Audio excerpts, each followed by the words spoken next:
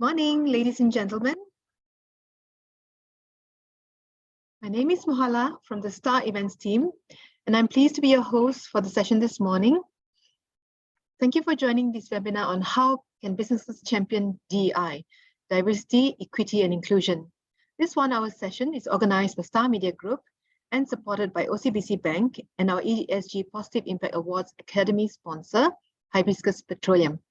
This webinar is also endorsed by the new Ministry of Natural Resources, Environment and Climate Change. It is streamed live on Zoom and on our Star-based and Star Facebook pages. Thank you to everyone who's tuning in right now. Do share our Facebook Live link with any of your colleagues, friends, or family who may be keen to join us this morning.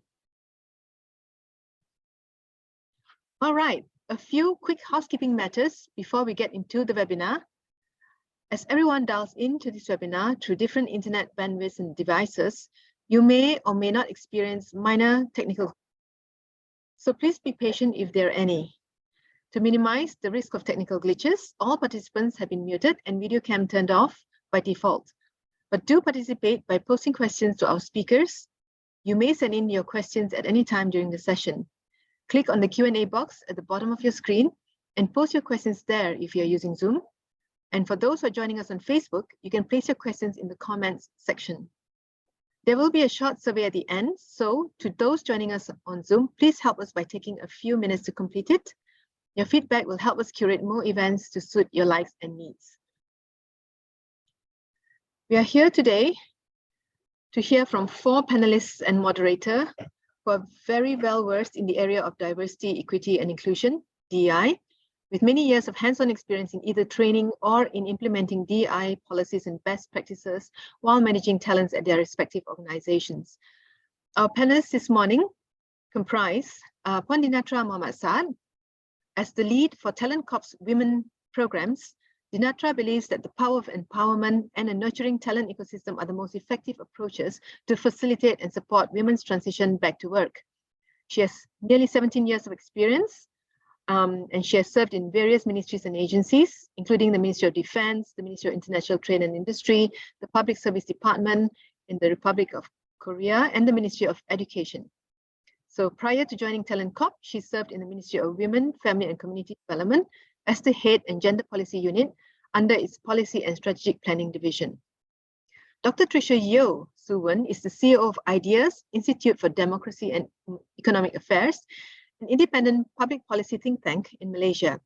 She's a regular columnist at The Sun, who writes on national socio-economic policy and has delivered various presentations at national and international platforms. She sits on the IDEAS Berhad board for charitable projects and is a director of the Institute of Youth Research under the Ministry of Youth and Sports. She is recipient of the Meritorious Services Medal conferred by the Selangor Sultan, Pingat Jaksa Kebaktian, PJK, and the Monash University Distinguished Alumni Award 2017. Margie Wong is the CEO of Thoughts in Gear, a sustainability and social impact consulting firm working with corporations to include sustainability and ESG principles into their core business, and with nonprofits for strategic and systematic impact. Margie is also currently in the advisory group for the Center for Planetary Health and emissary for responsible finance and investments. Margie has a sustainability leadership certification with the London Business School. She has worked with the Boston Consulting Group, BCG, Intel, HCL Technologies, and the CIMB Foundation. Mitzi Antonio is the HR Director of Nestle Malaysia and Singapore. She is a well-experienced and seasoned director for human resources management with over 25 years of demonstrated successful performance track record working with the FMCG food and beverage industry. Since 2004, she has helmed several leadership roles within Nestle, including Head of Corporate Organizational Development in Thailand and Head of Corporate Learning and Organizational Development in Philippines. In 2011, she was appointed as the HR Director and Senior Vice President in Nestle Philippines, where she successfully drives the overall people strategy of the company, focused on areas of human capital, competitiveness, capacity building, and culture enhancement as key enablers to support the business strategy. And to moderate this session, we have Kavita Subramaniam, is the Country Manager of GKH ESG Consulting Services, who offers 26 years of business and sustainability consulting, communications, and coaching experiences derived from being immersed in startup and entrepreneurial ecosystems with risk management involvement through her legal qualifications. 2004 onwards, she forayed into social impact assessments for RSPO consulting. And in the last 5 years, she consults in environment, social and governance, ESG, and sustainability reporting, with an emphasis on DEI training. She has played several roles, including a director of an RSPO certified consulting firm, assisting on SIA and sustainability. And she has worked with teams from Papua New Guinea, Indonesia, and Malaysia on more than 40 consulting projects, including business strategy, change management, HCV, social impact assessments, and biodiversity. Without further ado, I'm pleased to invite Ms. Kavita, our moderator for today, to commence the discussion. Good morning, everyone. Kavita, over to you. Hi, thank you very much. I'm afraid I will not have my video on because there's quite a bit of lag here. Thank you very much for joining this webinar.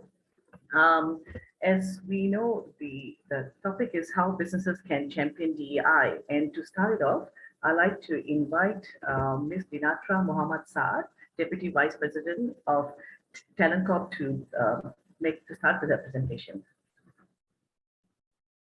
Thank you so much, Kavita. May I request our tech team to share the slide? Thank you so much. Thank you. I hope everyone is doing well this morning. I hope everyone has had their coffee. I haven't, but it's fine. Let's start with today's discussion on understanding what ESG and DEI is. For me, there's always a group of people who use this term ESG and DEI quite interchangeably, and some are even confused by what they mean individually and as a group. So I think for today, for the benefit of our audience who may be new to this term, let's try to understand this from a layman perspective. Yeah. For me, DEI is actually a concept, and it can be also seen as business tools towards ensuring sustainability of an organization. So as the name suggests, ESG, environmental, social, and governance, is anything that a business or organization does towards ensuring that we impact positively to our environment and social development, social well-being. And the governance aspects of it, to me, simply is something that glues together our obligation towards ensuring that we responsibly contributing positively to our environment and social. Some example can be under environmental aspect is like how we manage our waste, or how do we manage our resource depletion and carbon emission, for example. And under social aspect in this manner is where DEI comes in, diversity, equity, and inclusion. We will talk more about DEI after this, but ladies and gentlemen, I really want you to understand that whatever elements that we talk about, environmental, social, governance, diversity, equity, and inclusion, they are all contributing towards the sustainability of firstly an organization, and in a longer run, it contributes towards the sustainability of the planet and people. It's us. Okay. But one important aspect for us all to understand is that this is not merely a HR matter. It cuts across and should be enshrined in all business operations and processes. Okay.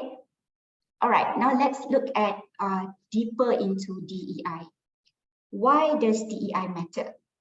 DEI is actually to address or eliminate discrimination. How it started was actually back in 1960s in America, where the affirmative action started to actually fight for the Black community workforce, to fight for their rights in the workforce. So since then, it has progressed to become something bigger and something even wider to where it is right now, to fight for equality for all. And DEI comes in as well to ensure the equality of benefits, equality of opportunity, equality of access to resources for everybody. So let's look at the individual aspect in DEI, because some people, they would just talk about DEI as one combination aspect, but in actuality, if you don't look at it individually, you may miss certain practices in your organization. So diversity is actually representation of different genders, different races, different people with different abilities and disabilities, different socioeconomic backgrounds, different age, all sorts of things. And these are the intersectionality that we should be taking into consideration when we do our business, when we manage our people in our organization, also with our stakeholders. And I would like to emphasize that having a diverse group of people in our organization doesn't mean that they feel included, doesn't mean that they participate meaningfully. So how do we ensure that they do participate meaningfully? Then comes the second element, which is equity. Equity focuses on treatment and practices that must take into consideration people's unique circumstances or the situation that they are in order for us to enable everybody at the end of the day to achieve similar results or to be able to enjoy equality in the benefits that we can give to everybody.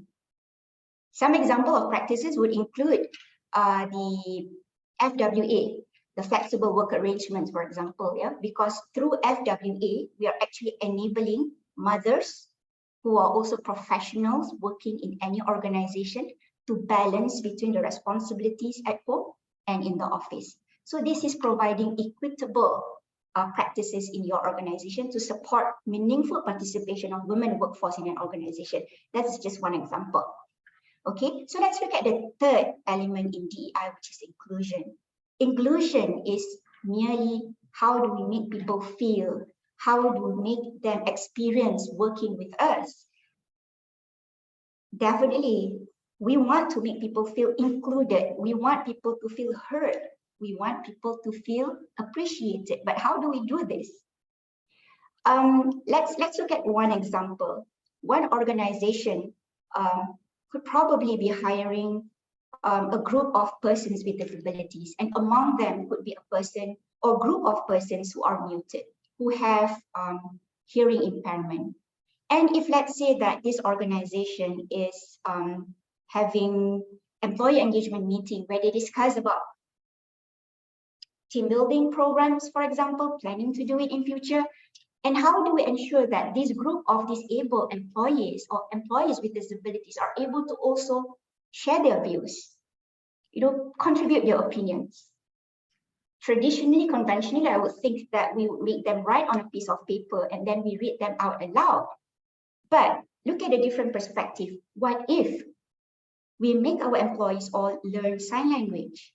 It is not just us making them feel celebrated and embraced and appreciated. It also allows us to use that sign language in communicating better with them and use it to communicate with the wider audience society outside of the work setting.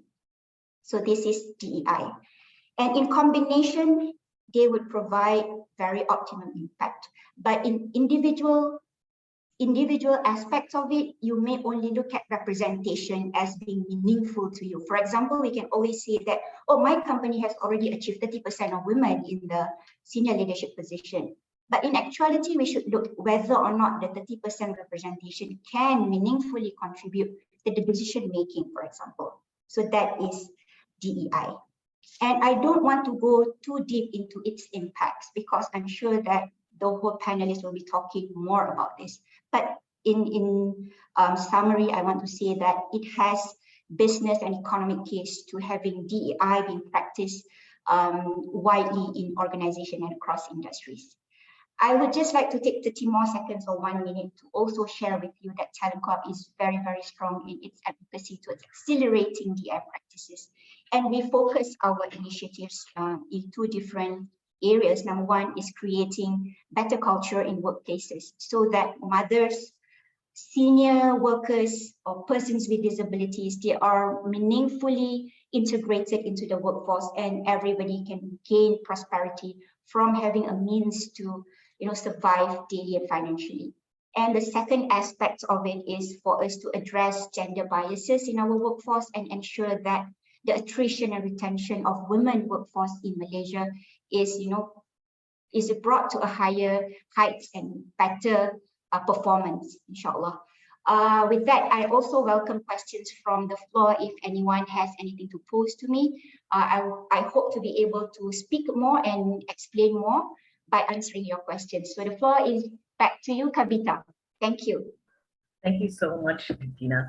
It's very true that DEI actually starts off with us. And thank you so much for the bits of history of DEI and the explanation about DEI focusing on representation, treatment and practices, and how we make them feel or how we make them feel heard.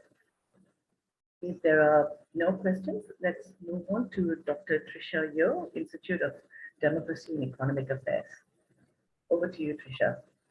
All right, thank you. Good morning, everyone. Thank you, Kavita, and thank you, Mohala and the Star Media Group for inviting me to speak this morning on DEI and ESG. I understand I only have a short number of 7 minutes. So in my 7 minutes, I don't have slides. So you just gotta, look at my face. And I have 3 main points to share today. The first will be generally on how DEI and ESG connect with the larger, bigger picture of public policy, just because that's where I come from. Ideas is a think tank, and I'm always thinking about policy matters. The second main point is it's about, the interaction between government and business. And I know today's focus is on business, but we know in the country that the government plays a large role in business. And the third main point is about diversity beyond gender. Now, I just wanted to broaden out, and I think it's really great that Dinatra already shared the definitions of DEI, how this connects with ESG, particularly the G part of ESG on governance. I wanted to share that as people, as citizens in the country, public policy is really about governments putting forth policy that will mandate environments in which DEI can be improved. And there's this kind of dual interaction between what government has and imposes as mandatory policy versus what companies try to do voluntarily. And I know many companies here, the Star included, and Talent Corporation plays a big role in this as well, in encouraging diversity policies. But there is that dual interaction because there are times where the government isn't yet ready to mandate certain things, but while waiting for the government to impose this regulation that comes from the top, companies can also voluntarily have these obligations practiced in their very own accord as well. And so this is what we're seeing, right? Not just on DEI, but many other practices. If you kind of broaden out into the bigger ESG, you're talking about things like disclosures and transparency and public accountability. You do see that when the private sector moves first, the government actually follows suit. And this is really positive because it shows you this very active ecosystem that's happening between the government and the corporations. Just a final point on this big first pillar. I think the connection when we talk about DEI, it doesn't just come under the umbrella of ESG and sustainability, which is where most companies, especially publicly listed ones, start from. But from the other point of view as well, and just speaking as somebody who also comes from the public policy or perhaps civil society aspect of things, we've been doing a lot of work around business and human rights, and the conversation around human rights. I know it's quite alien to the private sector, but it also comes at a meeting point. So you've got the ESG sustainability entry point, and then you also have the business and human rights entry point, because ultimately what it is when you talk about business and human rights, it's also about how people in general society, and in this case, the inclusivity of women and other marginalized communities, can also contribute valuably to society. And also, I talked a little bit about the mandatory versus voluntary mechanism here. I would encourage companies to start off doing it voluntarily. Eventually, you see that this trend is going to become mandatory. You see these patterns around the world. ESG is here to stay. There's very little that companies can do to stop this tidal wave from coming on our shores. So we might as well get on the bandwagon, understand what the issues are, what the compliance measures look like internationally, and get on board so that at the end of the day, it's also about marketing ourselves well, becoming internationally competitive so that we can compete in that international environment. We've seen, for example, what has happened in other companies where certain Malaysian companies had their products banned from overseas markets. And even though there are arguments on the policy side of things, like I said, it's not something that is going away, and that's something that we need to accept. There's also a gap between the publicly listed companies and smaller and medium enterprises. And we know that in Malaysia, SMEs comprise the large majority of business in the country. They are the driving force. They are the engine of growth. So we need to be able to educate the SMEs as well, to be able to give them the understanding, the capacity, resources wise, because if many of these companies are only manned by 5 to 10 individuals, they're going to say, look, you can talk all you want about these DEI and ESG, but we just don't have the individuals to carry them out. Tell me how I'm going to do it while making my bottom line work as well. At the end of the day, I run a business and I need to be profitable. Tell me how I'm going to do that. So I think just understanding the gaps and challenges around that as well as we approach, DEI and ESG as a policy that we want society to accept in general. Okay, so that's my main first big point. The second big point is this sort of interaction between government and business. So while I said that there's this dichotomy between government and the private sector, I think the reality is in Malaysia, we know that government plays a huge role in the private sector. A lot of the companies are actually owned a small percentage or a large percentage by governments. And this is why it's really good to see that the government has been talking about these initiatives in a positive light. So for example, we know that the GLICs, so the government-linked investment companies, we have 7 in the country. It has already stated very clearly that there must be 30% of women on the boards. And 25% of the Bursa market capitalization is represented by the GLICs, by the GLICs, and that's not a small amount. So if we are saying that we can start with the publicly listed companies, and if the government has already started with these initiatives, I think this is something that we should celebrate and welcome. And of course, on the Bursa Malaysia side, again, we're talking about publicly listed companies.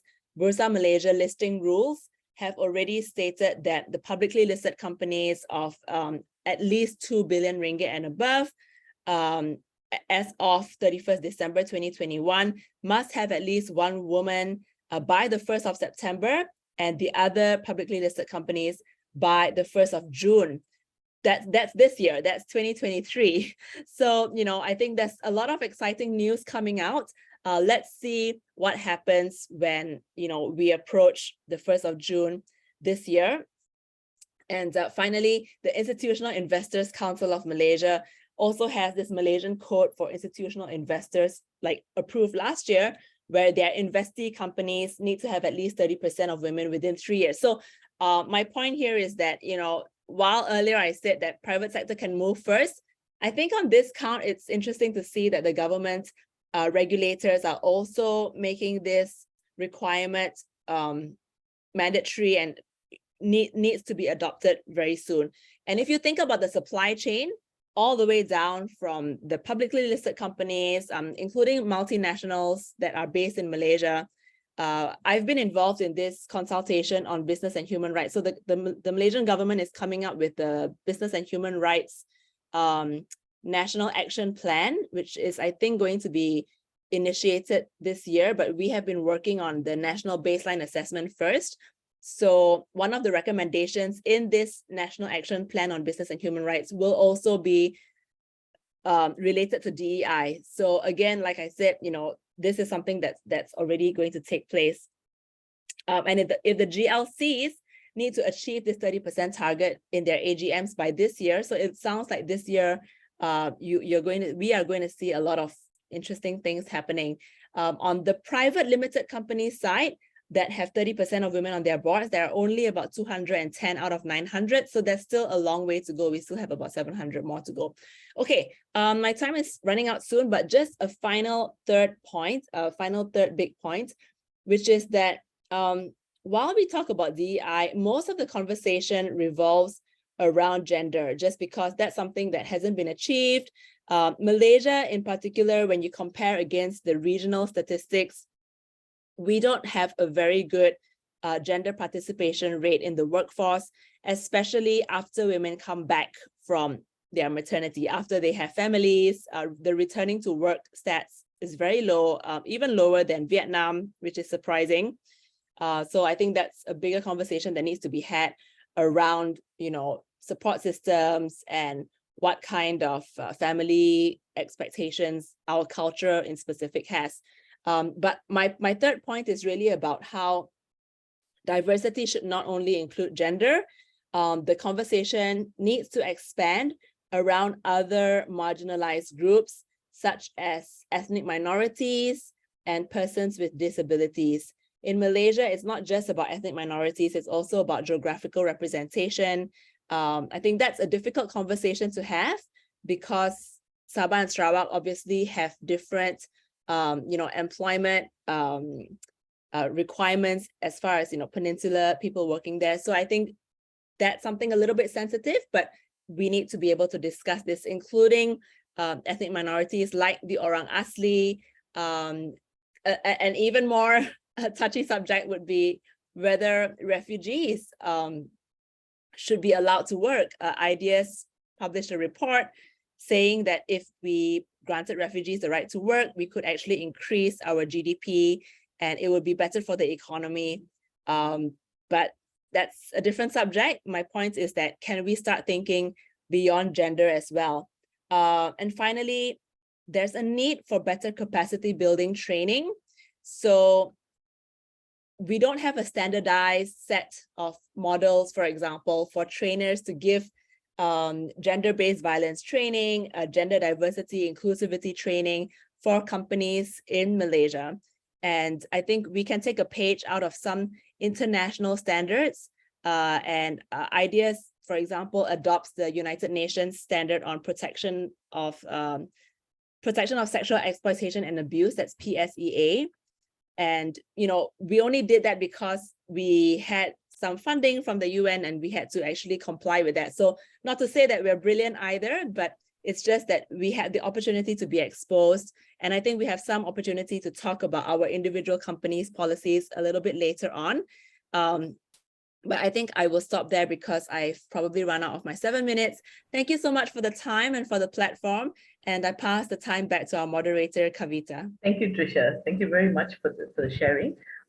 There are some questions that have also popped up. We shall look at that towards the end of the program. And so let's move on to Margie Ong, who is CEO in ThoughtScale. Margie, could I get you online, please? Sure. Thanks so much, Kavita. And thank you, panelists. And Dr. Trisha, that was a perfect segue to the next segment as well. And I think that was a good rundown of kind of the regulations that are in place for DEI. And don't forget that there are also regulations in place for ESG and sustainability, which does encompass DEI within Bursa, within Bank Negara, as well as the Securities Commission. And one of the things I think, and as we were talking about regulation earlier, that a quote that actually I was reminded of is the fact that, in fact, there are many different waves of innovation and change that have come about, industrial revolution, etc., throughout our history. In this instance, however, though market forces will come into play, unfortunately, the market forces are not moving fast enough for us to achieve a healthy planet, both from an environmental and social perspective, fast enough if we've read the news over the weekend, we found that our ice cap coverage is also now reaching very, very worrying low levels as well. So the urgency, I do encourage all of you to feel, and I do want to say that it is part of the reason why regulation now needs to ensure that we keep up as a community as fast as we can to actually achieve this planet that we look for. Now, on that note, what I will be covering is in terms of how DEI is actually applicable within the private sector. So we've heard about the public sector and the actions that are being taken, and the clarion call that we cannot be left behind. So why and how would companies then also get on board? So one of the things that, okay, there we go, just progressing the slides. One of the things that I'd really like to put forth is that, in fact, DEI is good for business. So this has been, through an extensive study of over 4,000 companies. Harvard as well as Forbes have actually run a survey, and they found some stats that actually support the fact that DEI is in fact good for business. And when we talk about diversity here, there are two main areas of or aspects of diversity that we're talking about, right? So we're talking about the inherent diversity, the traits that we're born with, whether it's gender, ethnicity, as well as the acquired diversity. So whether it is work experience or geographical exposure or culture as well. It's been found that, in fact, those companies that have above average diversity scores have, in fact, a much improved innovation score within their company as well. And from a very practical perspective, we can almost see this happening as you get people of diverse backgrounds and ethnicity and gender around the table. You will begin to see that your ideas actually begin to cultivate from very different angles. And I hope you've experienced some of that as well. As an example, one of the hospitals in the UK had huge issues, and they saw that one of the areas where they are having the most patient fallout was in fact the transference from surgery into ICU. And what happened was someone around the table, as they were discussing potential solutions, actually had a background in F1. And they brought some of their learnings from the pit stop crew into the hospital to ensure that that process actually happened faster, but also much smoother, and their SOPs were in fact, much better carried out. So that's just one example. Another example that we heard of, I think about 2 or 3 years ago, that went viral was in fact the hand soap company, the ones with the sensors that we use in the bathrooms, for example. And there was one company that did not in fact have a diverse workforce, and their product actually only worked for one shade of hand, and in fact did not work for everyone in the market. So you can see that in terms of product design, R&D, business processes, innovation is extremely important, and I'm sure it's one of your focus pillars as well.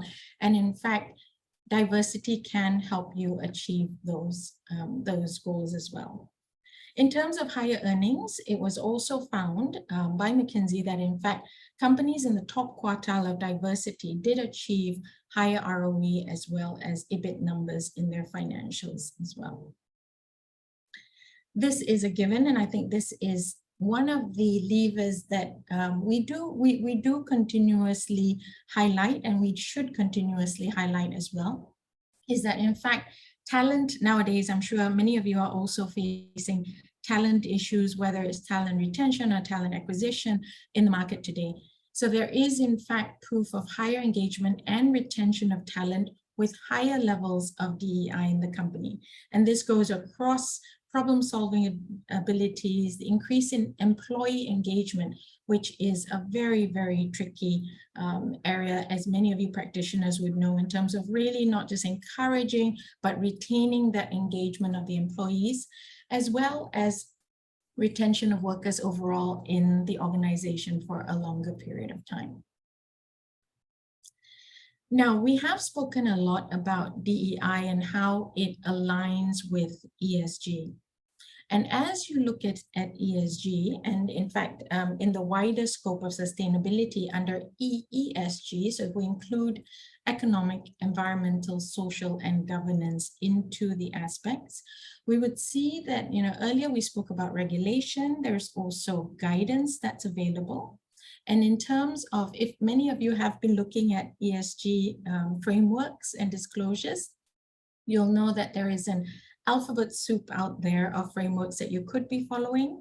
The ISSB is coming up with their standards by June of this year to be enforced with data starting in January of 2024. So do look out for that, because ISSB has got 5 different frameworks, now up to 8 different frameworks around the table to really ensure that there is consolidation and standardization, so that when you open up an ESG disclosure page, it will be like opening up a P&L, and you can actually be able to identify the different line items on a standardized basis. But before that happens, we do need framework guidances in our, and it is very different from country to country as well. So here, in terms of Bursa Malaysia's recommendations, GRI has been quoted in the sustainability guidance for as a recommended framework, as well as FTSE for Good. Now, the difference is the GRI being the reporting framework, FTSE for Good being the evaluation framework. And the top about 280 companies now are currently being evaluated by FTSE, but by the end of the year, it will be the entire main board. And by the end of next year, it will be the ACE market as well. So along those lines for GRI and FTSE, we are looking at ensuring that you're clear on where the DEI measurements come about. So I'll just highlight very quickly, because I've gone slightly over my time. I will go into the two key frameworks that we spoke about. So on the reporting guidance side, in terms of GRI, there, if you are looking at the many disclosures, there are 2 disclosures that are applicable for DEI that I'd like to highlight, and you can read more about it online as well. But if you Google disclosure 405-1, as well as disclosure 405-2, and for FTSE for Good, the evaluation framework, there are also 2 DEIs covered within the different pillars, which is SLS 16 and GCG 06. I won't go into the details of what's required there, but do have a look at those if you are in fact in reporting to those frameworks. And with that, if you have any questions, please do place it in the chat, and I hand it back to Kavita. Thank you very much. Thank you so much, Margie. It's very true how GRI and FTSE for Good actually helps to, when it comes to DEI reporting and disclosure. So let's move on to Ms. Mitzi Antonio, HR Director of Nestle Malaysia Singapore, for her views on DEI. Thank you, Kavita. I hope you all can hear me well. Just show a thumbs up. Great, excellent. A happy morning to everyone. And first off, happy International Women's Month. This month of March, hope you are all also celebrating women and diversity and embracing equity in our respective organizations. To my fellow panelists, I couldn't agree with all of you so much. You've actually excellently laid out the foundations of diversity and inclusion. At my end, I would just maybe like to share with you, how do you make it happen? How do we make it happen? And at Nestle, we are trying our best. We are in no way perfect in ensuring that diversity and inclusion is alive in our organization. But over the last many, many years, this is one of our advocacies at Nestle. So moving on, at Nestle, if we can go to the next slide, please.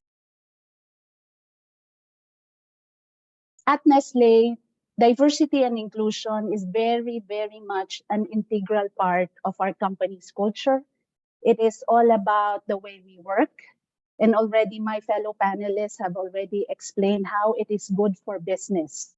And it is good for talent retention and engagement. It is part of who we are as a corporate citizen and wherever country that Nestle operates. It's part of the way we act and the way we behave in the countries that we are operating in.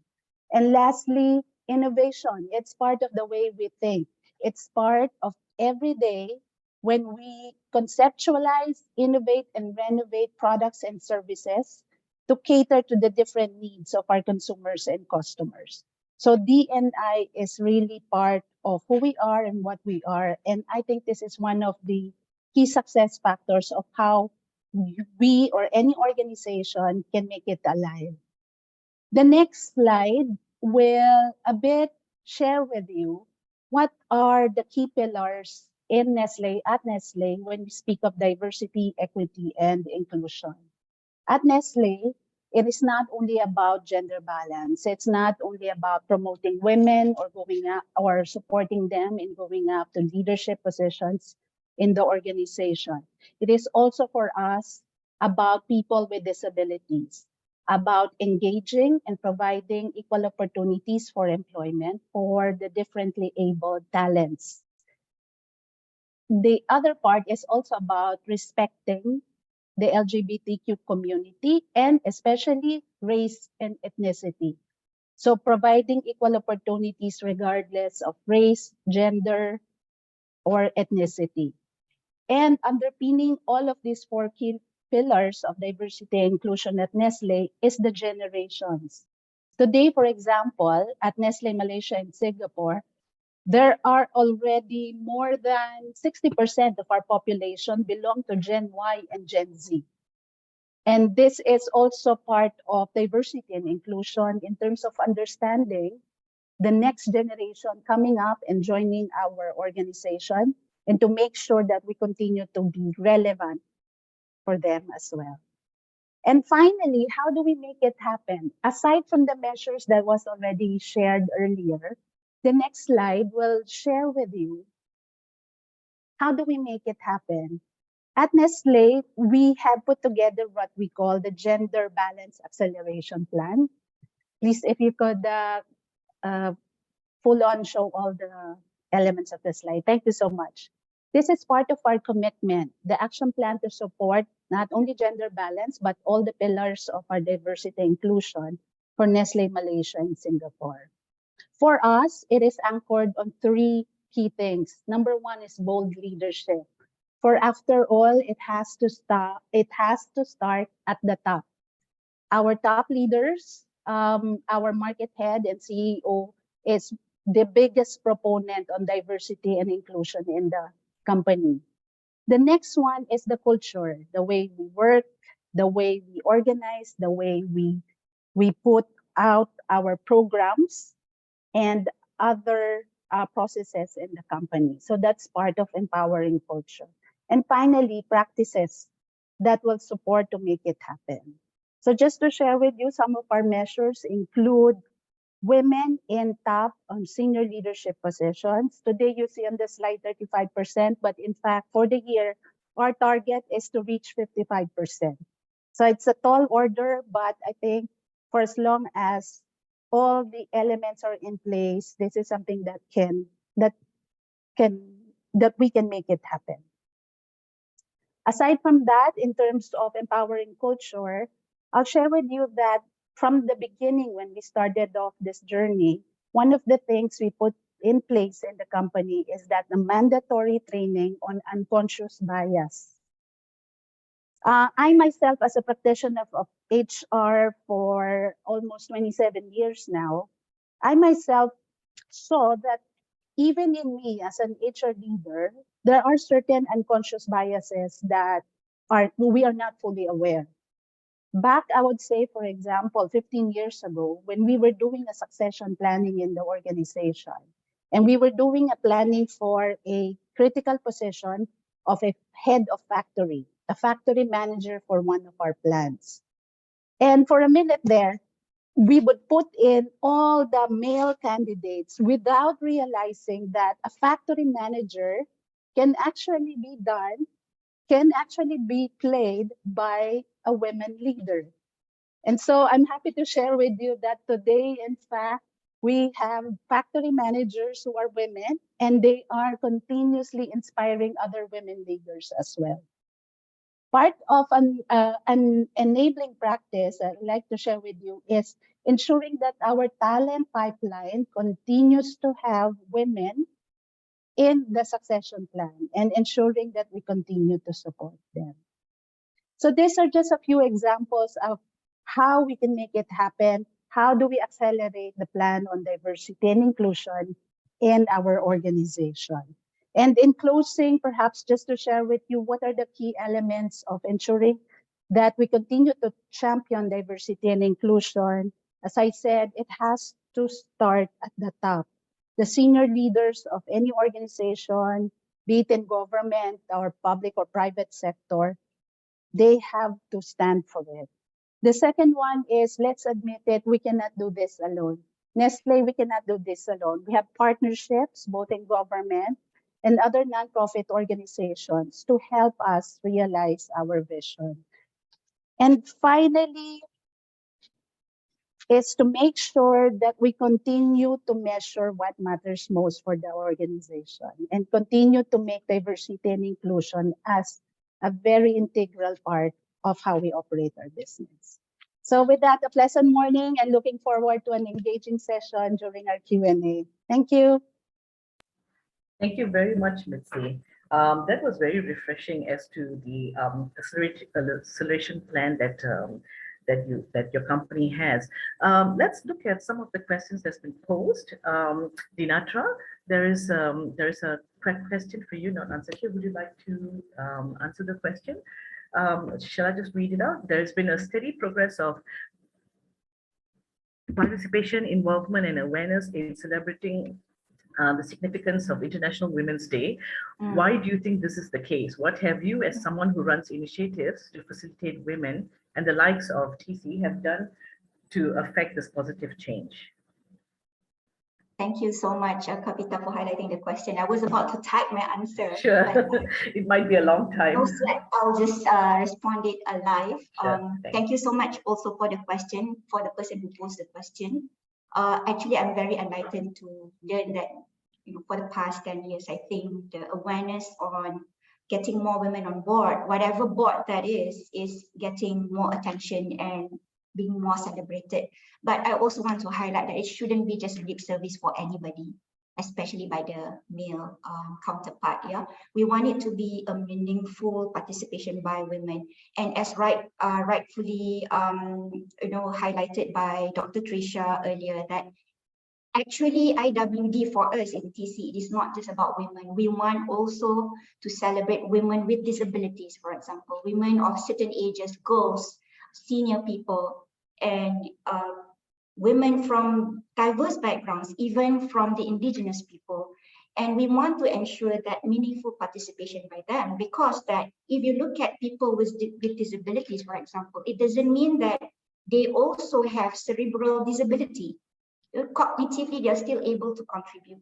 So why not we include them in our process, in the development process of our nation, of our organization. So for myself, I really love seeing the trajectory of where we are going.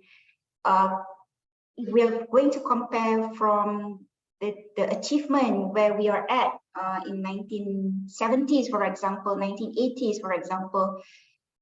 Our mothers, my mother, for example, still struggle to jump back into the workforce after giving birth, but nowadays we have flexible working arrangement, for example, to help enable more women to return to the workforce after giving birth and after raising their kids, after giving attention to their family. For TC, we do a lot of programs. For example, in the month of March, we're going to launch Women Empowerment Month. I take a little bit of time to also promote this a little bit, because it is not just one day event for us. I really believe that it is not just supposed to be on the 8th of March for us to celebrate the achievement of women. It should be the whole month, it should be the whole year, it should be every day.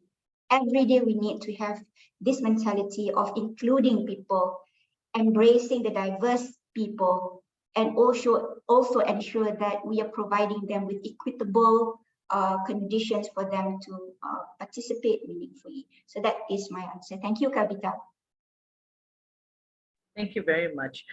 There's a next question about where does Malaysia stand in ESG, DEI compared to the rest of the world? We don't have a lot of, I would like to answer this. We don't have a lot of information on DEI. If anybody in the panelists would like to help out in this, that would be good. But I know Malaysia stands, I think, second in ASEAN countries when it comes to ESG, especially because of the public listed companies and the initiatives they have taken. Anybody else likes to answer the question regarding to DI part compared to the rest of the world? Please go ahead. I'd like to throw it to the panel.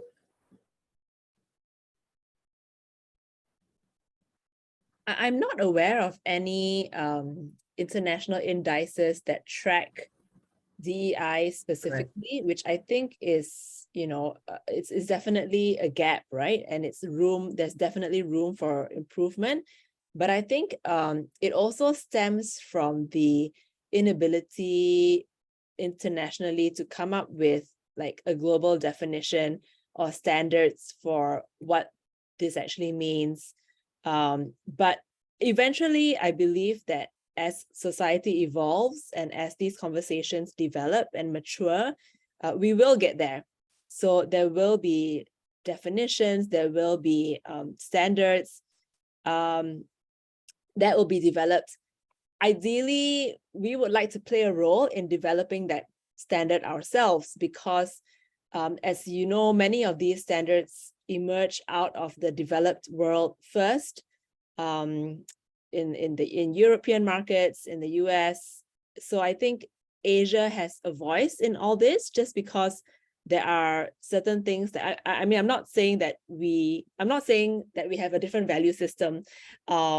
When it comes to equality, we should be able to adopt similar standards. But in terms of timelines and in terms of adoption rates, we need to play a role in educating our fellow friends from the rest of the world to inform them what pace and what kinds of levels and standards we would be comfortable with. Because the flip side of all this is that we could also be penalized for things which are practices that perhaps we accept. I mean, I'm just saying that we also need to be careful. So I think being able to equip ourselves from an early stage, which is why conversations like these are really important, equipping ourselves with the knowledge and preparing ourselves for the market that is to come.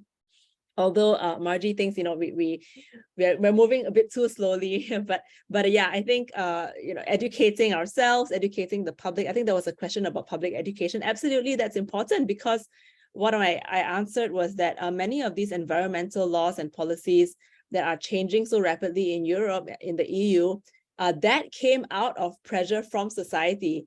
So ultimately, the European members of parliament had to make some of these changes because there was pressure from society, especially around things like palm oil.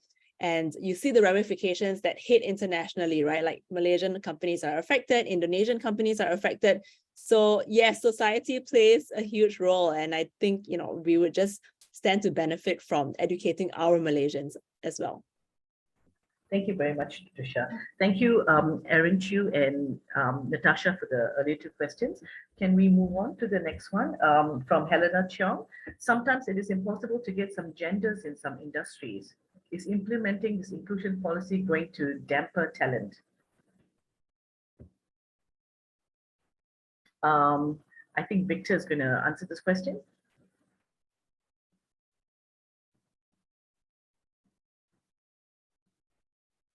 A remark here by Victor. Would anyone like to answer this question? Can I get someone from the panel to answer?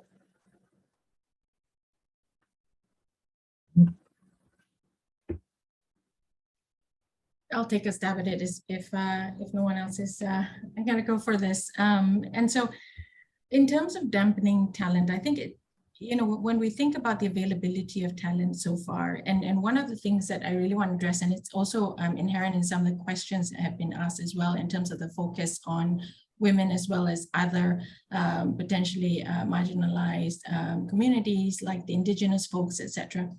I think it's not so much in terms of being able to highlight a certain group, any group, in terms of being able to provide preferential treatment or priority. I'll be very honest, I was also very, very skeptical right from the start, but it truly is about giving equal opportunities. And I think once that equality of opportunities is achieved, we're then able to hopefully be able to have a completely meritocratic society where we shouldn't even be looking at race and ethnicity, etc.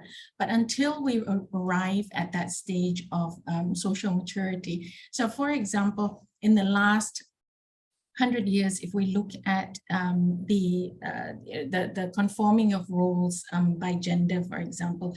So it's not that in the women folk, there is no talent, but it's the fact that we've not really harnessed that talent to date. And for any country out there, any company out there, if we're only harnessing half the talent of our population, what a waste for not harnessing the other half and the ability to look at views and issues from a different perspective. There was also another question that I'll very quickly address, which is aligned to this, which is around the roles of the focus on sustainability versus ESG and potentially moving away from things like product life cycle, etc. I'd just like to emphasize that as we're talking about DEI here, and even though I myself am an ESG practitioner, for example, the interlinkage and the ability for us to be able to address these issues across your business processes is extremely important. So when you look at product life cycle, it has all these elements within, and I would encourage you to look at it holistically and within the same context of making sure that your business is economically viable, environmentally positive, socially positive, as well as well-governed within your company as well. Thank you. Thank you very much, Margie. I think that's answered two questions there itself. There is a very interesting question by Amelia Sophia. She asks, how do you address resistance from organizational leadership? Hi, Kavita. This is Mitzi. Maybe I take this question and share a few points.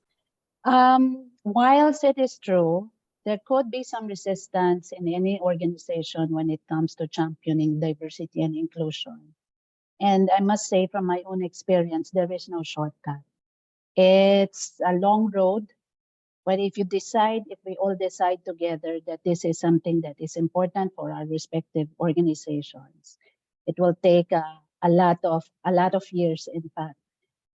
Education, awareness, increasing awareness is one key. I mentioned earlier about our own program called Unconscious Bias Training, where year in, year out, whether you've done it already, we continue to promote this. We continue to invite all of our team members to attend it because as it is called, it is unconscious. It's seated deep down in how we were brought up, perhaps our own culture, or perhaps maybe at a certain point our religion may have an influence to it.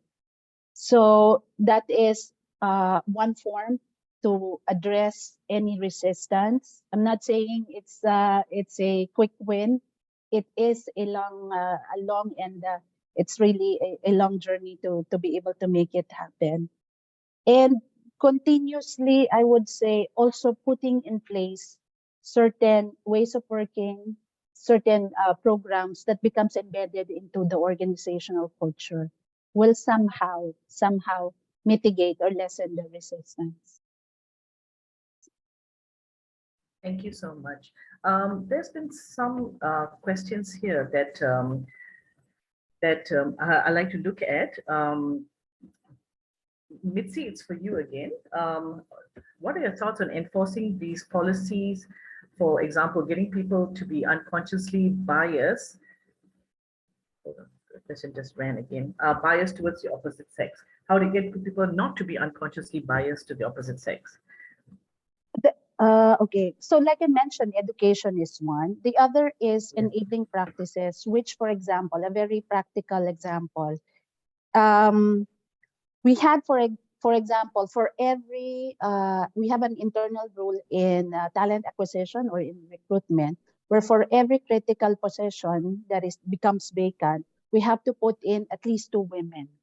That widens the choices, and that allows our hiring managers to really look at it in a broader sense and not just limit the candidates, for example, for a certain position.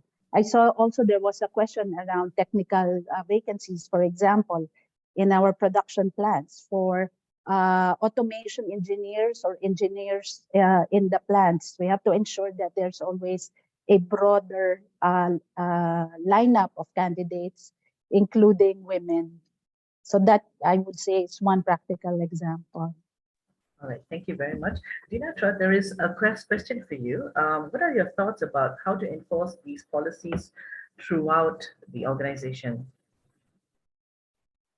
Okay, I think I've just answered it, I think, by typing the answer, but it's okay. Okay, I think it's quite difficult for us to enforce it because there's no mandatory law that require any organization to have this in place in their organization.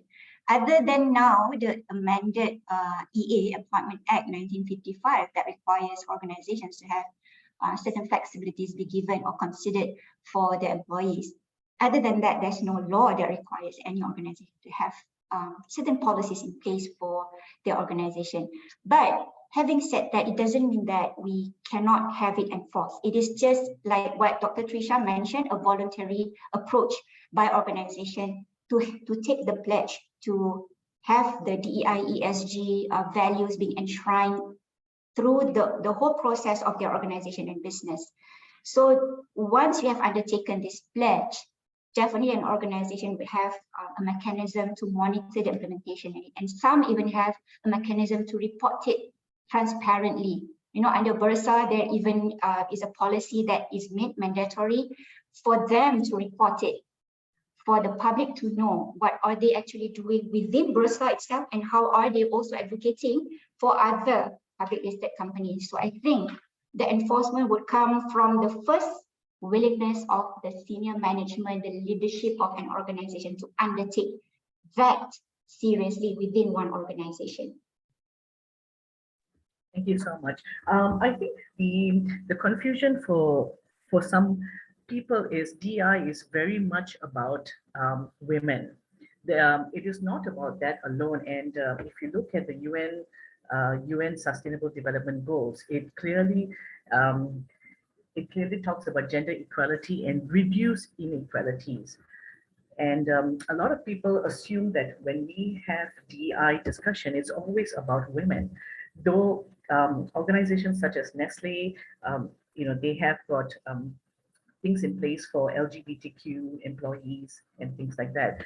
What can we do as women and as the panelists for today's talk? What can we do to dispel the notion that DI is not just about women, it's about everybody, diversity, even for somebody who is above 60, that's also part of diversity.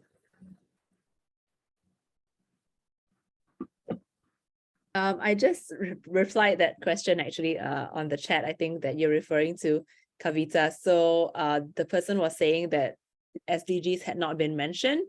But while it's not been mentioned, maybe it's just like an assumption that we all have that the SDGs would already encapsulate many of the things that we're saying. I mean, Goal 5 talks about gender equality, Goal 10 talks about inequality. So in a way, it does go without saying, but we should repeat it again that yes, everything that we talk about in DEI and ESG align very, very well with the SDGs.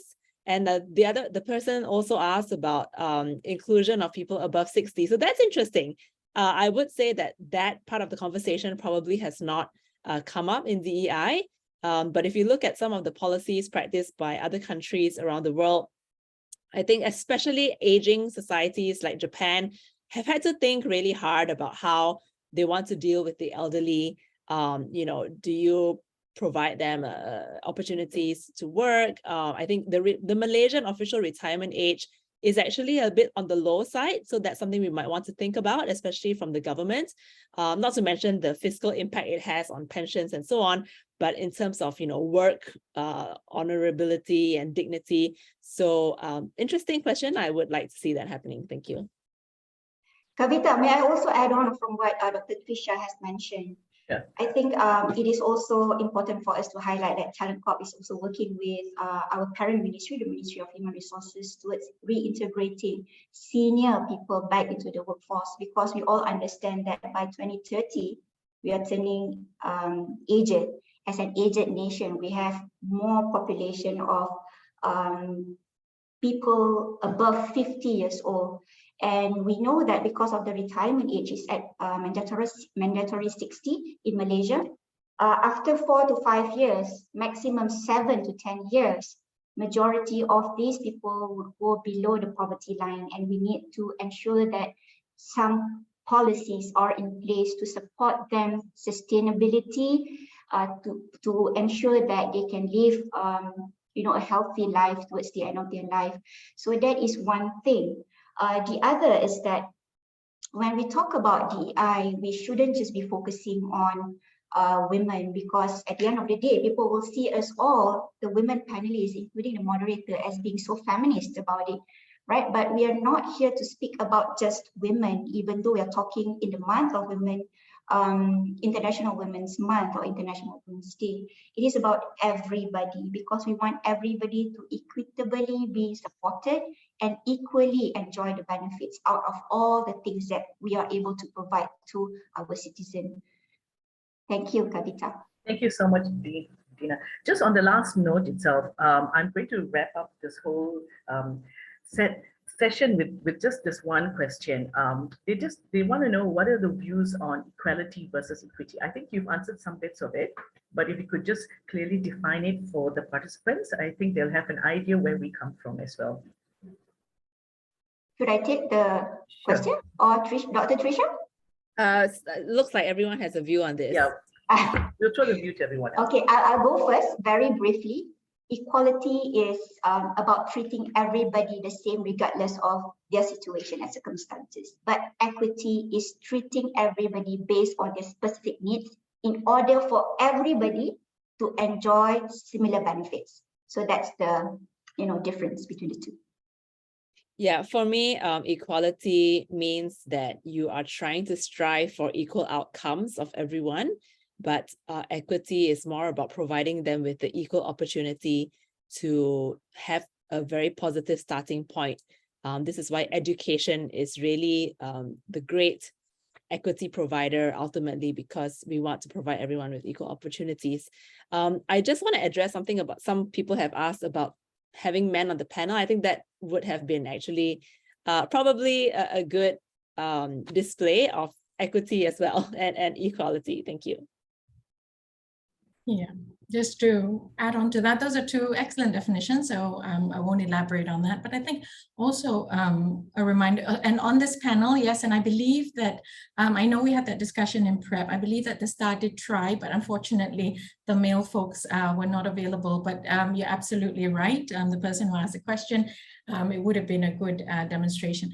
Now, the only thing I'd like to leave with is also to ensure that, as we talk about, today we're talking a lot about policies and organizational and measurements and how we're actually implementing it within a company, and the policies and the SOPs, and how do we ensure that all the right processes and structures are in place. But don't forget that DEI comes down to you, comes down to us, comes down to each of us, the individual who sits within a meeting, who actually does ask for points of view, the individual that walks to the water cooler and engages in a conversation with someone who maybe does not typically engage. And it really is up to each and every one of us to really uphold these values and ensure that we ourselves are actually demonstrating it. And hopefully with that, the rest of the organization can build a culture around it as well. Thank you. From my end, Yes. Kavita, just to Yeah, please go reiterate ahead. once more, I couldn't agree more with my co-panelists in this session. And as a call to action, diversity, equity, and inclusion is an advocacy. It doesn't, it cannot be done overnight. And the important thing is that to focus on which elements that matter most to our respective organizations, and that we are not alone in this fight. So once again, thank you. Thank you very much, everyone. This has been a very interesting discussion as well. And I'd like to hand this over to Mohala from the start. Thank you to our moderator, Kavita, and also thank you to our panelists, Dinatra, Dr. Trisha, Margie, and Medzi.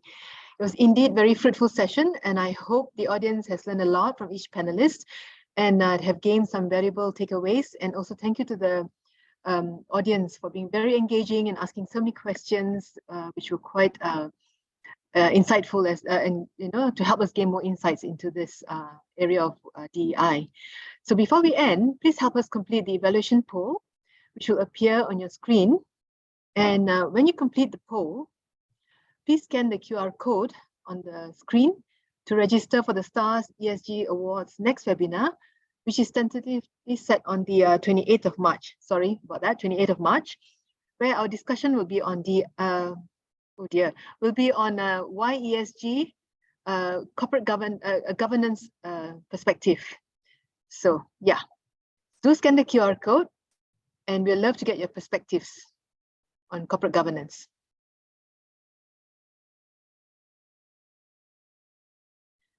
Once again, thank you everyone for joining us today, and a big thank you to OCBC Bank and Hibiscus Petroleum for supporting and making this webinar possible, and also to the Ministry of Natural Resources and Environment and Climate Change for endorsing this Academy webinar for the STAR. And for those who like to rewatch this morning's session, you'll be able to do so on our Starbase and Facebook page. Have a good day, take care and stay safe. And just a note, March 8th is actually World Women's Day. So maybe you could get your bosses and your company to celebrate, the men and the women, that is. Thank you, everyone. Thank you. Thank you, Star. Thank you, everyone. Thank you. Thank you.